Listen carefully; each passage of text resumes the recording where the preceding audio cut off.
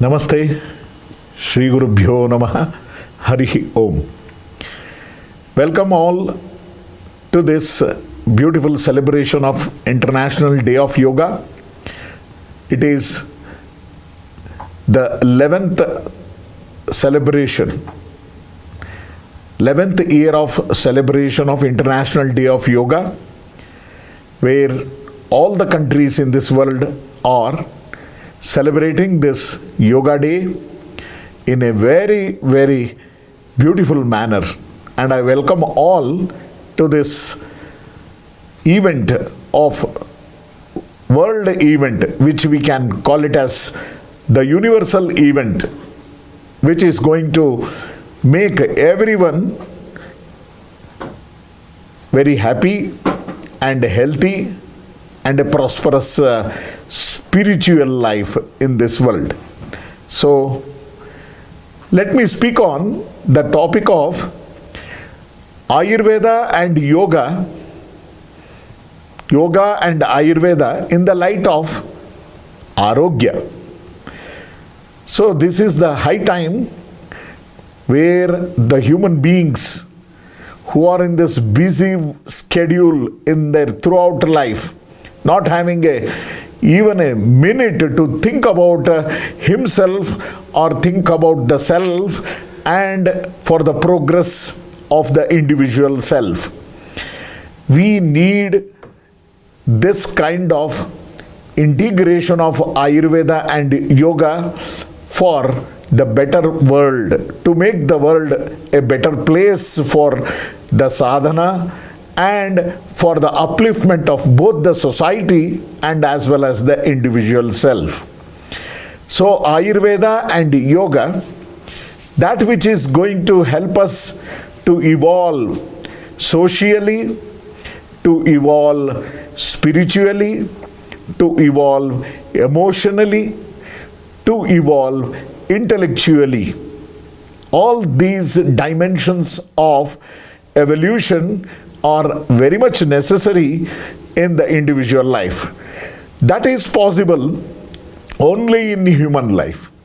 Only human can evolve to the maximum.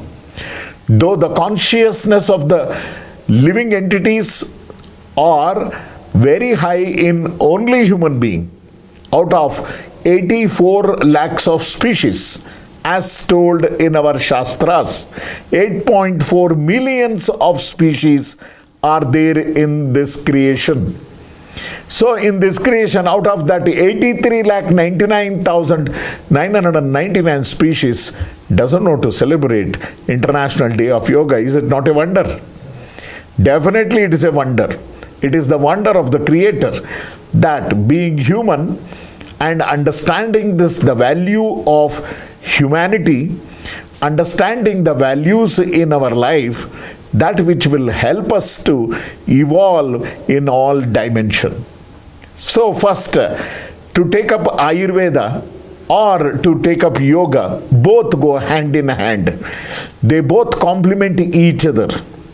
In this International Day of Yoga, that is the 11th celebration of International Day of Yoga, let us integrate these both great contribution of the ancient sages.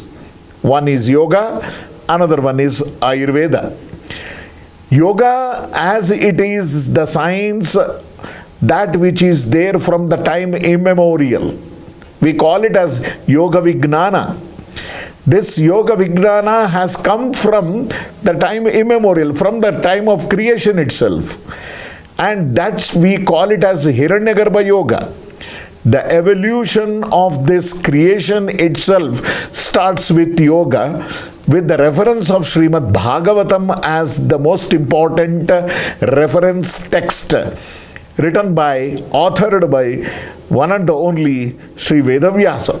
Vyasaya Vishnu Rupaya, Vyasa Rupaya Vishnave, Namo Vai Brahmanidaye, Vasishtaya Namo Namaha, who has given among the Puranas, 18 Puranas, the best and the way how we can evolve, that is only Srimad Bhagavatam. In Srimad Bhagavatam, it is told the first and the foremost definition of yoga as per Srimad Bhagavatam. Tasmat Brahmani Sanyoga Yoga Ityuchyate Budhaihi. This is what we get the reference from Srimad Bhagavatam. Tasmat, therefore, Brahmani Sanyoga. That means the purpose of very human life itself is mentioned. We are here to unite with the Supreme or reunion with the Supreme. Brahmani Sanyoga. That Brahmani Sanyoga, that is only called as yoga. Yoga ityuchyate budhaihi. So this is how we get the definition of yoga as per Srimad Bhagavatam. And this Bhagavatam shloka will definitely help us to make us aware. And this awareness of yoga will take us to the proper investigation of what is life and how this life is formed and what we are supposed to do here. This is how where Ayurveda comes into existence, and Ayurveda is going to make us aware what is life. Sharirendriya Sattvatma Sanyoga Iti Ayuhu. See, the word yoga is there in both. Understanding what is yoga, the real yoga, that is the purpose of life, is to Brahmani Sanyoga. Tasmat Brahmani Sanyoga is the real purpose of life. But for that, to understand what is that, we need Sharirendriya Sattvatma Sanyoga. Sharira, Indriya, Sattva and Atma. The Sharira means body, Indriya means sense organs, Sattva means mind, Atma means soul. Proper union of all this is only going to make us to understand what is life. Life can exist only when proper union of body, sense organs, mind and soul can happen. So this is where integration of Ayurveda, integration of yoga can happen and go together in a parallel way, complementing each other. But we need to bridge this parallel lines. Yoga is also going in a parallel way. Ayurveda is also going in a parallel way. But they are integrating together, complementing each other and bridging the gap between these two parallels. That is where we need to understand this human life. Therefore, the purpose of human life is to achieve this perfection of reunion by understanding what is life. Now, what is life here? That Ayurveda is going to tell us in a beautiful way. The purpose of life is dharmartha kama mokshanam Ārogyam moolam uttamam. The purpose of human life, as explained in our Shastras, dharma, artha, kama, moksha. For that you need health. For that is where Ayurveda is also stepping in. Deha Ārogya, Manasika Ārogya is very much necessary. Swasthya of Sharira, Swasthya of Manas, both are very much necessary in this world. So we are all struggling here to have this Swasthya. This is the most important aspect where yoga is going to play an important role here. When we see yoga as an important tool, yoga as an important step, or yoga as an important instrument in evolution of our both soul, the both spirit, and as well as the beautiful social setup in where we are going to live in. So for that we need yoga here. So for that purpose only we got this evolution of yoga through Patanjali. So though Hiranyagarbha Yoga, Chaturmukha Brahma is considered as the Adi Jiva in this world. So he is the first ever soul to appear in this world. And even when he appeared, he did not know what to do. So where he heard Asharira Vani, that is where we heard that tapa, tapa, tapa 3 times. Tapa means think. That's it. We are here to do this tapasya. Thinking. That was the one which was done by Chaturmukha Brahma. Chaturmukha Brahma did this thinking, and then he realized what is his purpose of his existence. In the same way, all of us from the Chaturmukha Brahma, that Hiranyagarbha Yoga, we have the latest evolution of yoga, the sage Patanjali, maybe 2.5 or 3,000 years ago, where we find a great sage, Yogena Chittasya, Padena Vacham, Malam Sharirasya cha, Vaidyakena, Yopakarottam Pravaram Muninam, Patanjalim Pranjalihi Anatosmi. Without taking the name of Patanjali Rishi, we cannot even progress an inch towards yoga perfection. So therefore, Patanjali Rishi, who evolved this yoga in a very systematic way called as Patanjali Yoga Sutra, 196 sutras divided into 4 sections, 4 pada, Samadhi pada, Sadhana pada, Vibhuti pada and Kaivalya pada. So this is how the sutras of Patanjali are going to make us to evolve into. Before that, we saw that is what is Ashtanga Yoga, which is developed by Patanjali. That is what is Yama, Niyama, Asana, Pranayama, Pratyahara, Dharana, Dhyana and Samadhi. So, if these Ashtanga Yoga has to be adopted in our life, if this Ashtanga Yoga made as a path of perfection towards our life, then we need the help of Ayurveda also to protect this body. Shariramadhyam khalu dharma sadhanam. We say this word. The body, human body, is a gift of God to all the souls. Human body is a gift. So this gift, a valuable gift, we need not waste it. How to protect this? Because without the Sharira, you cannot do any sadhana in our life. To protect this Sharira, we need Ārogya. To have Ārogya, we need Ayurveda.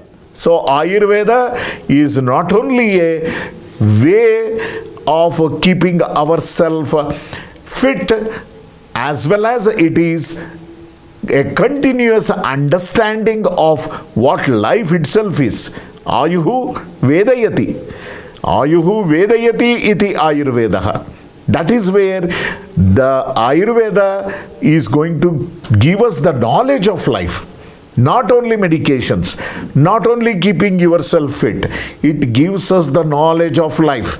Therefore, the knowledge of life with the knowledge of yoga is going to help us to integrate ourselves and evolve spiritually, as well as socially, as well as physically, mentally, then physiologically, intellectually also. So overall personality development can happen throughout the world.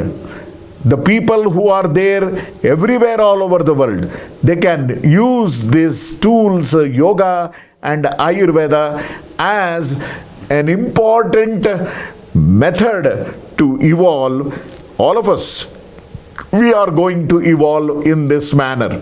So therefore, the integration of this yoga and Ayurveda, a light in maintaining Ārogya.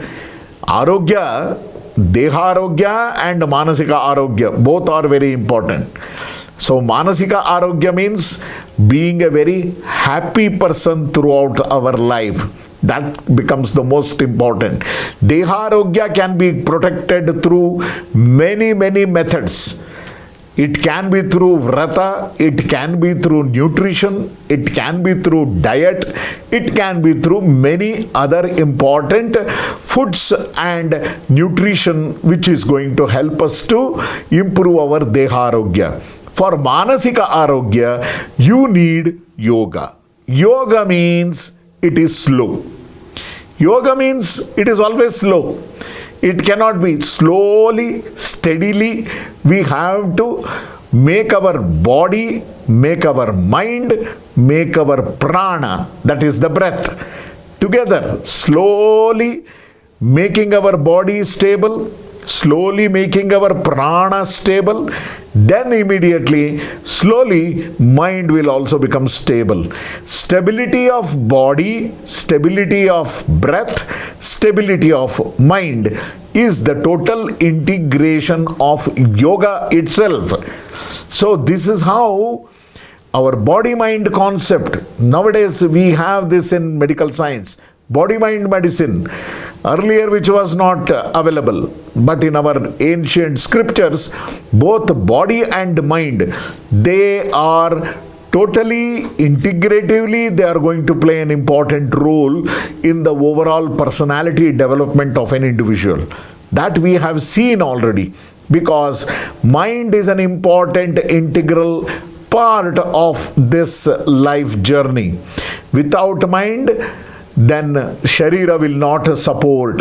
Without the Sharira, even mind also will not get nourished. So when we have the food, Ahara, Nidra and Brahmacharya, these are the three important tools as per Ayurveda, which is going to help us to evolve. You should know what to eat, when to eat, how much to eat.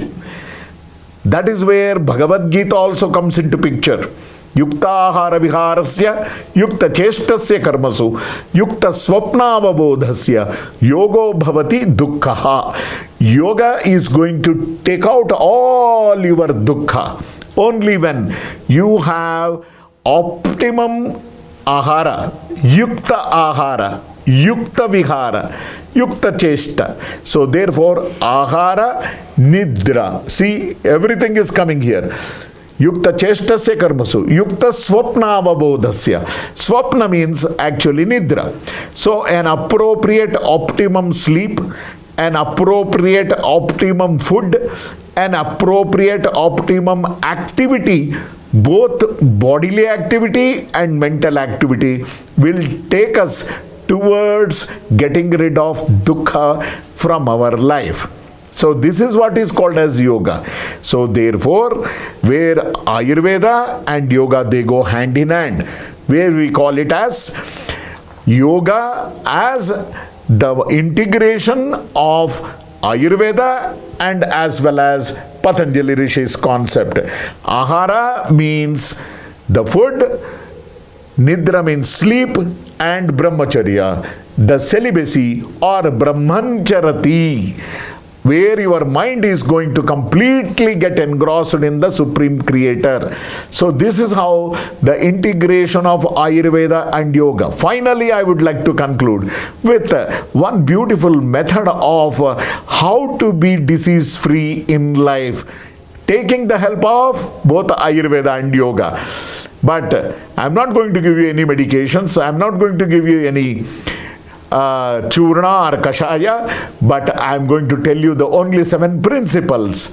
Nityam hitahara vihara sevi. First one, samikshakari, becoming analytical in approach towards everything in life.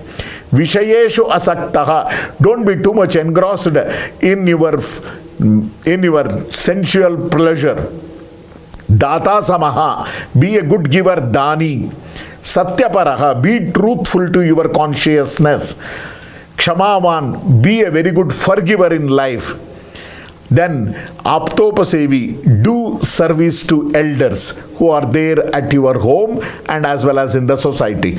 These are the 7 Sapta Sutras mentioned in Vagbhata's Ashtanga Sangraha, which is going to help us to be disease-free in life. So, in this 11th day of International Yoga Day celebration, I would urge all the people from all over the world to practice these 7 sutras as advocated by Vagbhata and as advocated by our Patanjali, the Ashtanga Yoga, to implement throughout our life to become a better human world and to see the world a better place of living. Thank you very much. Hari Om Tat Sat.